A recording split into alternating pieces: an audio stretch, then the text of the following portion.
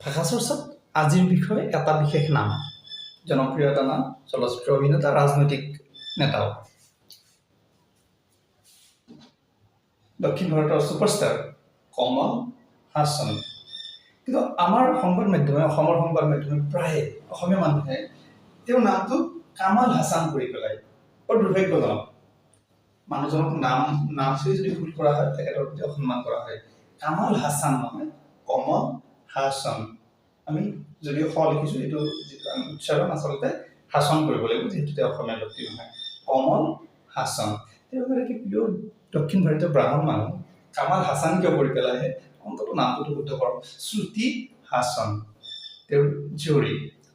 শ্ৰুতিও সংবাদ মাধ্যমত প্ৰায় আছিল, অসমৰ সংবাদ মাধ্যমত কিছু বছৰ আগলৈকে, বিশেষ এটা কাৰণত।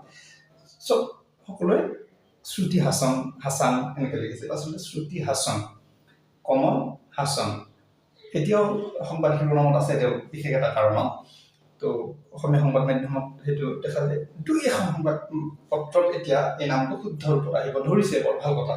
কমল হাছান লিখিছে, মই মন কৰিছো, প্ৰায় ভুল কৰে। কামাল হাছান কিবা এনেকুৱা কামাল হাছানে প্ৰায় কয় আৰু লিখে। শুদ্ধ কৰক। বেলেগ বেলেগ নামৰ আৰু উচ্চাৰণক লৈ আহিম পৰৱৰ্তী সময়ত। ধন্যবাদ।